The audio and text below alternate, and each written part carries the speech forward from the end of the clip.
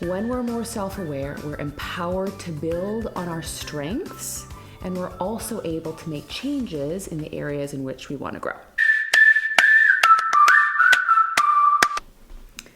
Dear Dr. Ariana, when I'm fighting with my partner, I'm unable to figure out when my anger has actually stopped and when I'm continuing to fight for the sake of it. He's much better able to let go of things, particularly in the heat of an argument. How do I learn how to do the same in those moments? I just keep spinning my wheels for no reason and then get mad at myself later for all the time I wasted going around in circles. How do I stop myself from doing this over and over again? So today I want to talk to you guys about self-awareness. Self-awareness is one of our greatest life weapons. It's the cornerstone of emotional intelligence. It makes us more confident and more creative. It's key to healthy relationships and to effective leadership. We make better decisions, exercise greater self-control, and then we also communicate more effectively. When we're more self-aware, we're empowered to build on our strengths, and we're also able to make changes in the areas in which we want to grow. When I meet with people, they often say, I keep doing this thing and I don't know why I keep doing it, or this thing keeps on happening to me. Like, why does it keep on happening? Living a life where we're constantly reacting to the people around us, to our situations, can leave us feeling really powerless. So part of my goal in getting people to where they want to go is helping them understand the part that they're playing in all of this. Once we're able to describe it and examine it, then we're actually able to decide the best way forward. Practicing self-awareness is key to meaningful life change. Unfortunately, self-awareness isn't something that comes naturally to a lot of us, but with practice, it's a skill that can be learned. How do we do this? There are two key things that I want to talk to you about. The first is practicing mindfulness, and the second is getting to know your negative automatic thought loops. So, mindfulness. Now, mindfulness is very, very trendy these days. You've probably heard about it and seen people talk about it, but the practice has actually been around for millennia. There's a reason why those who are considered the most enlightened, the most close to God, practice it on a daily basis, and we probably should pay attention to what they're doing. Most people, when they hear mindfulness, they think things like chanting and meditation, but all that mindfulness really is bringing your complete attention and awareness to a current experience. It can be internal, like paying attention to your breath, feeling tension in your body, or it can be external, like naming colors or shapes in a room. Mindfulness can take you out of your chaotic mind and bring you into your body and into the here and now in a very practical way.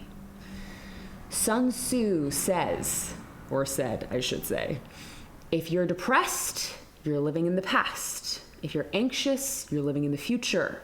If you're at peace, you're living in the present. There's a ton of psychological research that clearly shows the benefits of practicing mindfulness on a regular basis.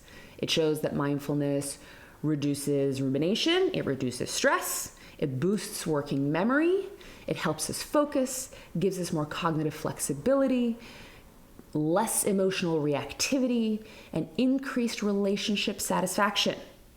Mindfulness has also been shown to increase and enhance self-insight, which is what we're talking about right now, as well as morality, intuition, and helps us regulate feelings of fear. It also has a lot of health benefits like increasing immune functioning, amongst many, many other things. You get the picture. When I talk about incorporating mindfulness into our daily life, people either have no idea what I'm talking about or they give me kind of an eye roll. I promise you it's so easy and takes no time at all.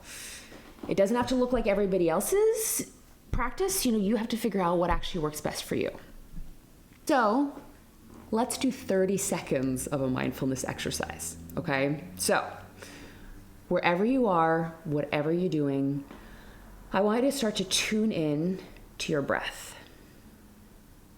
Feel the natural flow of air as you breathe in and as you breathe out. You don't need to do anything with your breath. Not long, not short, just natural. Notice where you feel your breath in your body. It might be in your abdomen, or it might be in your chest, in your throat, or in your nostrils. Notice the temperature of the air as you're breathing in and as you're breathing out. When you breathe in, the air might be cooler. As it passes through your lungs, the air you breathe might be warmer. Cool air in, warm air out. See if you can feel the sensations of breath, one breath at a time. When one breath ends, the other begins. See, was that so bad? So, that is something that you can do, taking a mindful moment day by day. Mindfulness helps us in this process of self-awareness because it trains us to slow down and to pay attention to what's happening in the moment so we can evaluate how to move forward. As we're intentional about creating space for mindfulness, even just 10 minutes a day, research shows that it actually translates into living more mindfully. So it actually translates into a way of being in your life. Once we start practicing mindful self-awareness and we can start to evaluate ourselves day to day, we start to observe how our thoughts, our emotions, and our behaviors are all connected. So the second thing I want to talk to you about is what we call in psychology the cognitive triangle. For those of you listening, I want you to imagine a triangle. At the left corner is the word thoughts. At the top corner is the word feelings. And at the left corner is the word behaviors. Every day we're operating in loops, where the thoughts that we think create feelings and emotions within us that then motivate behaviors that we do, that then create other thoughts that we think and generate more feelings, and on it goes. The loop can also go in the other direction. So you do a behavior, then you have a thought or a judgment about it, and then you have an emotion, etc., etc. Some of these loops can be healthy and helpful, but a lot of them can be unhealthy and unhelpful. So for example, in pre-COVID days, you're in your office and you walk past your friend Sue. You say, "Hey, Sue." Sue keeps on walking and doesn't respond. You have an automatic thought. "Oh my God, did I do something to upset Sue? Is she mad at me? She's usually so friendly. Did I do something wrong?" You start to feel anxious. As a result of these thoughts and these feelings, you might avoid her, you might ask people if she's okay, you might rack your brain of all your recent interactions to see if there's anything you could have said to offend her. Another scenario, you walk past Sue in your pre-COVID office. "Hey, Sue." Sue doesn't answer. Automatic thought, "Gosh, Sue is such a jerk. Who does she think she is ignoring me like that?" You might feel anger or embarrassment. As a result, maybe your behavior is that you badmouth her to other coworkers or you ignore her at your pre-COVID Christmas party. Another scenario. "Hi, Sue." No answer. Automatic thought, she probably didn't hear me. Emotions are probably pretty neutral, and you just go about your day. As you can see, this is the same scenario with three very different interpretations. Your interpretations depend on your patterns of negative automatic thoughts. These are thoughts that flit through your mind so quickly and automatically that you don't even notice that they happen. Usually what you notice is the feeling that they generate and then how you act out of that. So getting to know your patterns of automatic thoughts will then allow you to catch yourself when you're about to go down one of those unhealthy loops. Because listen, all might be true. Sue might be mad at you, she might be a jerk, or she might not have heard you. The questions we have to ask ourselves in these triggering situations are, when you have this negative automatic thought, Is this thought objectively true? Meaning, would it stand up in court in front of a jury?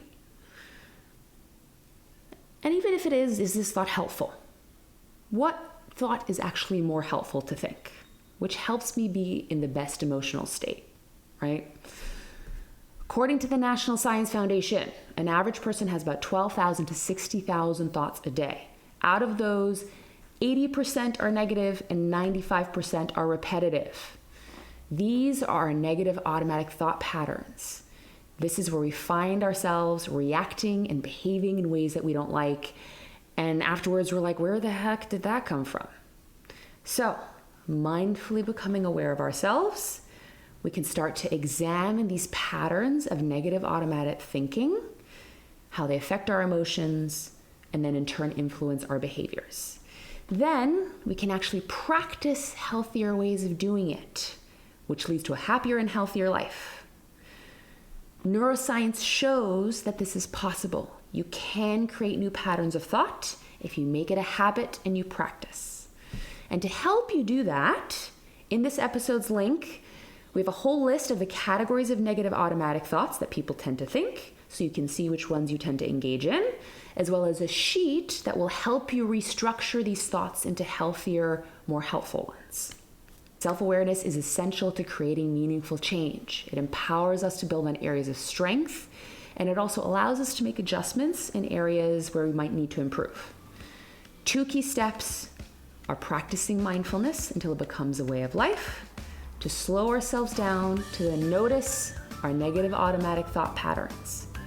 Once we become aware of these unhealthy patterns of thinking and being, we're then empowered to change them.